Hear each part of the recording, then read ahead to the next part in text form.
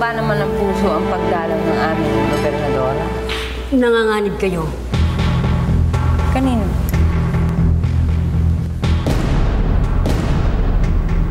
May binabalak na masama si Alfonso sa inyo. Ha? Totoong sinasabi ni Inay. Kayo ang gusto niyang gantihan. Sa anong kasalanan? Ikaw pa rin ang pinagbibintangan niya na pumatay sa kanya.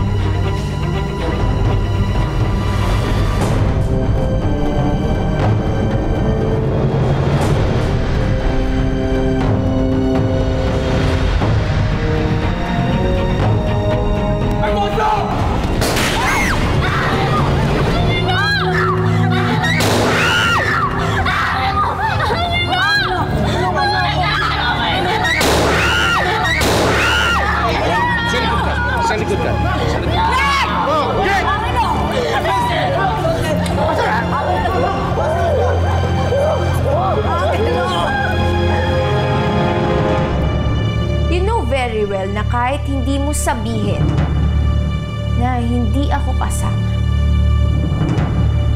hindi pa rin liable yan. Sisisihin dapat nila yung mga pulis. Dapat yun ang sisihin nila dahil wala sila doon. At kung idiin nila ako, wala silang ebidensya. O sige, sa korte maaari ka makalusot. Pero sa mata ng publiko, hindi. Andrea, ano sasabihin ng mga tao sa'yo? Ha? Na pinatakas mo at kinakanlong mo ang kapatid mo nagtatago sa batas?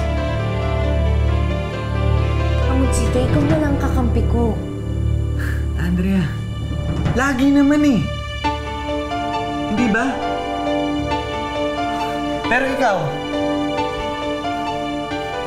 kailan ba kita naging kakampi?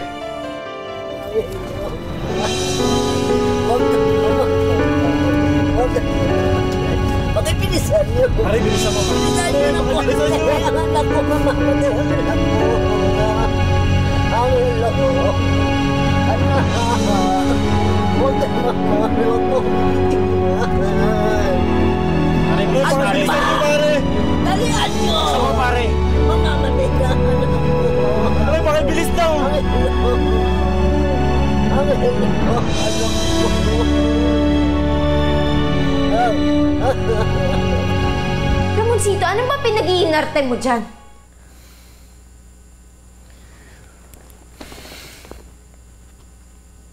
Andrea, magpakasal na tayo.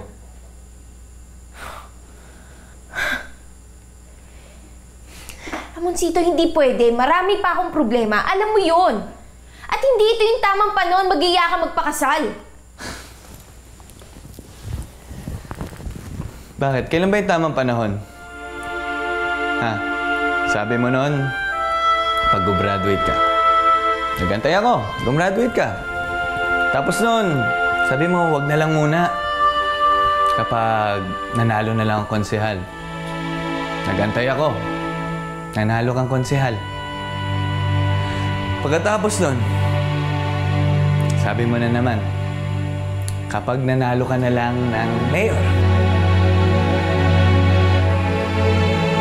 Ngayon, Andrea. Mayor ka na. Wala ka pa rin sa akin sinasabi tungkol sa kasal.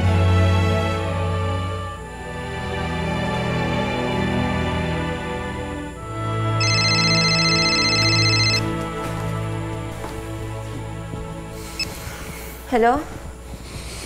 Nana Pasita? Ano? Si Angelo? Hindi naman yata tama yung ginawa mo kanina, Lucia. Ginawa ko lang ang dapat. Sila nang gulo sa parte natin. Eh kung isisi na naman sa atin ang lahat. Hinayaan mo na muna sanang dinala ni Elena yung anak niya sa ospital. Eh kung mamatay yun? Sinong gusto mong mamatay? Yung anak ni Elena o ikaw? Mas mabuti pang mamatay na lang siya. Hindi ko naman siya kaano-ano. At lalong hindi naman ako bumaril sa kanya. Ma! Wala ba talaga kayong pakialam sa buhay ng mga tao? Sa buhay niyo, meron. Pero sa buhay nila, wala. Kaibigan ko si Angelo, Hindi Ma! natin sila kaano-ano. Concern ka? Concern din ang ama mo? May pakialam lang kami sa buhay ng mga tao bilang mga tao! May pakialam ka. Pwes, ako wala.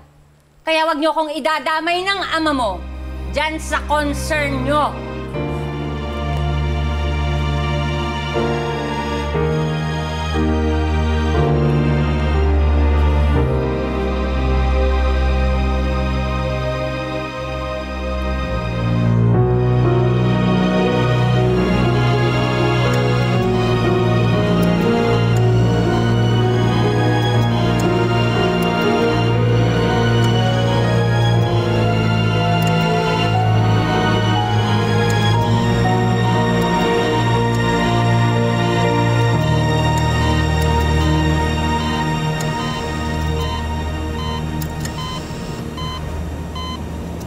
We have taken care of his gunshot wound, Cobb. Not to worry, nakuha na namin ng bala. Wala namang tinamaang internal organs. Bakit hanggang ngayon wala pa siyang malay? May head injury ang pasyente. Most probably, nabagok ang ulo niya sa pagbaksak. Tumama bang ulo niya sa kahit anong bagay? Hindi ko alam masyadong mabilis yung mga pangyayari. We are doing a series of tests para makita ang extent ng head damage. Pwede ko kasi meron siyang brain swelling or hemorrhage dahil sa impact na pagkabagsak niya.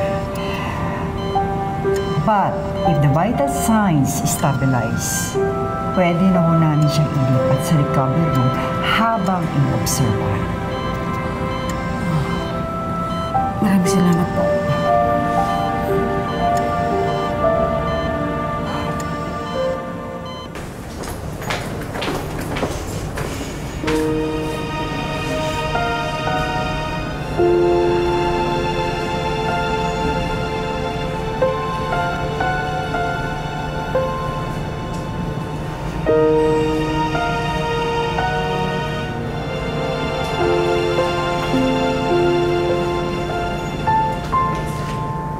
Alam mo, Elena, hindi ko maintindihan.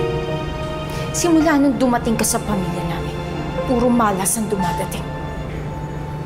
Nasaan ang kapatid ko? Nasa ICU pa. Pero ligtas na siya. Kasalanan mo to eh. Bakit mo pa kasi sinama si Angelo? Hindi ko alam na aabot sa ganito. Hindi mo alam! Mas gugustuhin ko pang ako na lang sana ang nasaktan sa halip na si Angelo! Gagawin mo yan!